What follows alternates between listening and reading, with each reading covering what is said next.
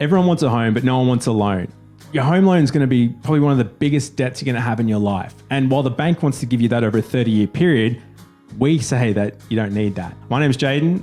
I'm Nathan. So we're from Hunter Galloway, and today we're going to take you through our 10 tips for repaying your home loan much faster and a way that you can cut 10 years off your home loan today. So tip number 1, choosing the right type of home loan. So before you can even think about making a faster repayment, you need to make sure you've got the right loan product that sort of lets you actually do that, make extra payments, get in the right situation, because, you know, it's critical. What if you don't have an offset account? What if you don't have redraw? So Nathan, what are some tips that you should look at to make sure you're on the right loan, first of all, to be able to do this?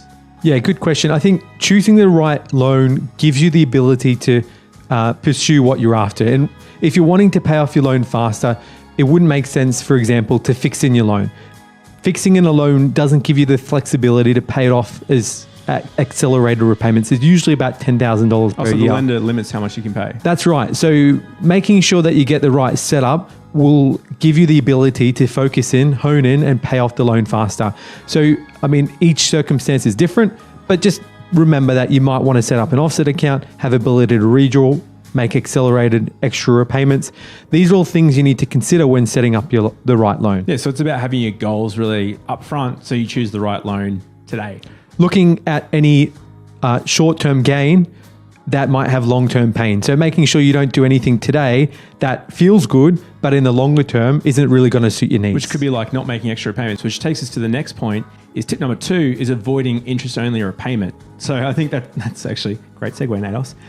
With interest-only repayments, effectively, a few years ago, it was quite common for people only to be paying the interest on the loan. So that's, your 4 or 5%, and not paying the principal. So that's the amount you borrowed. So if you borrowed $300,000, if you had a 5-year interest-only period, the $300,000 loan would stay the same for 5 years, and you'd just be paying the principal. And at the end of 5 years, you'd start having to pay off the $300,000 over the remaining 25 years. So Nathan, why is this bad? Like, why would you not have interest-only repayments if you want to pay off your loan quicker? It's a good point. Well, I had a customer come in the other day and they asked me, Nathan, look, I was talking to my friend. He set up his loan 5 years ago. I want my loan interest only. And do you know what? 5 years ago, a lot of people were doing that. They were setting up their loan interest only. They were paying it off extremely much faster. And then when they moved on to the investment property, they pulled the money out and put it somewhere else. It was quite a common one. It was a common strategy. Nowadays, there's been a lot of regulatory changes. The banks are really tightening up. There's high costs for interest-only loans. It just doesn't make sense anymore. So when I talked to my customers, I said the same thing to them, and they went, wow, well, we weren't aware of that. So having interest-only loans is probably a thing of the past and to be avoided at all costs, particularly for owner-occupiers. Great point. So tip number 3 is pretending your home loan has a higher interest rate. So obviously today, compared to historical rates, you can get a home loan in the 3s and 4s, whereas the historical standard variable rate's closer to 7.5%, 8%. So one good tip that we always give our customers is that you've got to pretend your home loan has a higher rate. So what that means practically is increasing your repayments. So, for example, if your home loan, your minimum monthly repayments $2,000 per month at 4%, pretend it's at 7%, and the home loan repayments $2,500 per month. So you're making an extra $500 per month in repayments, which is an extra $6,000 per year, which over 10, 20 year period, that actually adds up. It means it'll cut years from your home loan. Yeah, and I think Einstein says it best. He says, compounding is the most powerful thing to man, and compounding interest is going against you at the start with any loan. So any extra payment, even it might be $100 a week, over 30 years is compounding and makes a massive difference. Well, in that example, so say if you're paying $100 a week or $200 a fortnight on a $400,000 loan at a current, say, 4% interest rate, by paying that extra $200 per fortnight, you cut 10 years off your home loan. So you take it from a 30-year term to 20-year term, but not just that, because you've reduced your loan by 10 years, you save $100,000. Crazy how much money it is. It's just crazy. That's 2 brand new cars. Yeah. Straight away. Or just like a nice Maserati. Yeah. So tip number 4 is consider 100% offset account. So Nathan, what is an offset account and how's it going to help you?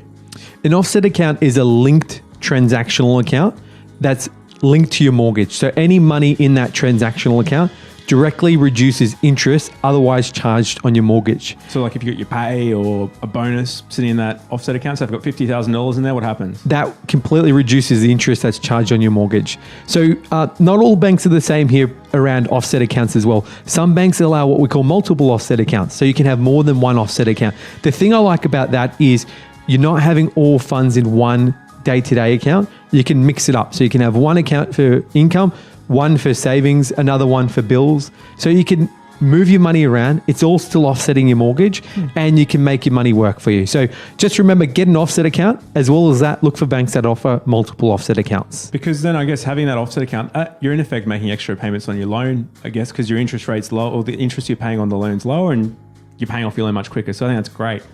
Tip number 5, Nathan, I know this one's something dear to your heart. It's the B word. I don't like to use it, but it's budgeting and it's avoiding life's luxuries. So before we start saying beyond like beans and toast, why is this going to help? How is this going to help you pay off your home loan quicker? And what are some practical things you can do? Yeah, I think with the budgeting word, it's, all been said before, it really does work because it's like, if you don't know what you're doing, you don't know where money's going. If you can get some solid foundations and understand where your money's going each month, you can review it and analyze and remove waste. So YNAB is an excellent tool. So Y, Yankee, N for November, A for Alpha, B for Bravo. Not YNAB, associated with the bank. Not associated at all with a bank. Is a great platform. I think you pay a small subscription fee, but it allows you to track every dollar you spend each month. I did it myself personally. I was surprised at how much Nando's I was getting. So takeaway food in a month. I think I spent $200 and it's just a huge wake up call because you don't even notice that you're doing it. But again, it's that power of compounding because it's $200 a month. Over a year, it's $2,500. Over 10 years, that's $25,000. It just adds up and adds up. All adds up, and that could be going to your mortgage instead of getting takeouts for lunch. I could have been bring it from home now, and all that extra money goes to the mortgage. Yeah, so it's not necessarily missing out, but it's just cutting back reducing waste, really. So tip number 6. So this is one that I think can make a big difference and move the needle is potentially changing your lender. So at the moment, lenders are changing not only their policies, but their interest rates and their offers all the time. And unfortunately, a lot of the times, lenders actually give much better deals for new customers coming into the banks. So Nathan, what are some tips around that and looking at, why look at refinancing? What are the advantages of that and what do you get for it? I think one, it's important when you do look at changing lender to review the term that you've done. So if you've had your loan for 5 years, it starts on 30, you want to make sure that your term is still on 25 years for any changes. The second is look for lenders that will give you a cashback. So there's some lenders that will actually give you money to refinance, which covers your costs. Because once again, it's all about reducing your costs of moving and that compounding effect. Because if it costs you $1,000 to move, it might take you 1 year to realize those gains. So those couple of factors there are extremely important to recognize when you are looking at lenders.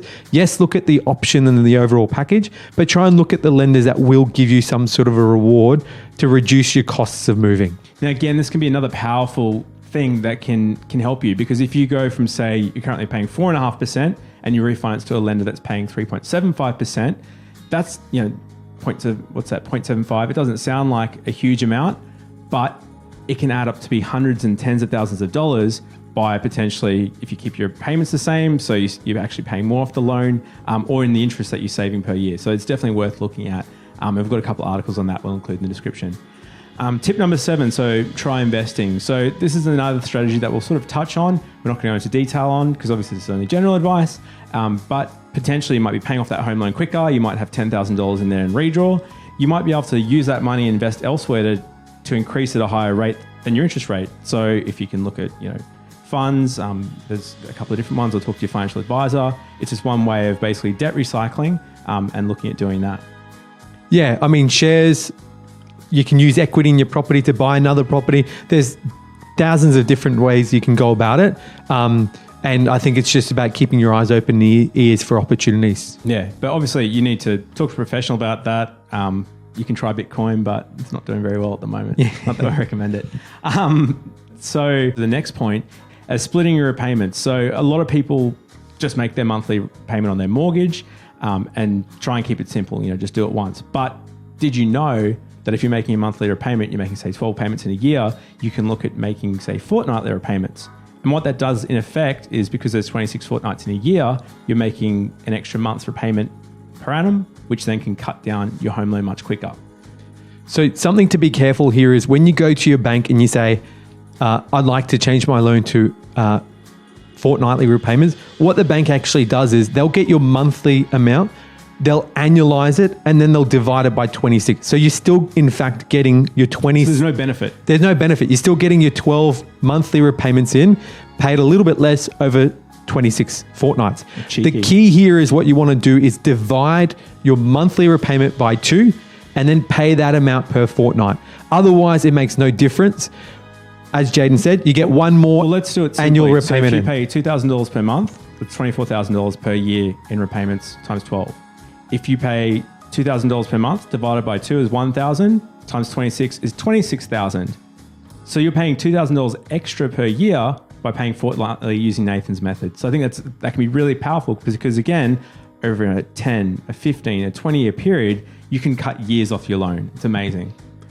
And so on average, actually on that one, we did the figures before, you cut 4 years off your mortgage by changing to fortnightly, by making those extra 2 repayments a year. It's crazy. That's simple. 4 years. Tip number 9 is don't capitalize other fees and charges where possible. So, your mortgage might come with additional fees. You might have application fees, you might have startup fees. The most common one here would be lender's mortgage insurance. And I say don't capitalize where possible because in some situations, when I bought my original home, I had to capitalize and add the lender's mortgage insurance to the loan because I just didn't have enough money. I couldn't afford it.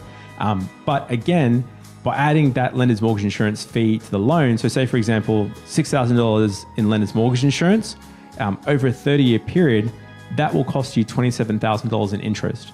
So it's small things like that, like Nathan said on the budgeting, like the 6,000 can add up to be larger things. And while I'm not saying it's easy for everyone to be able to do this, where possible, maybe make lender's mortgage insurance for yourself.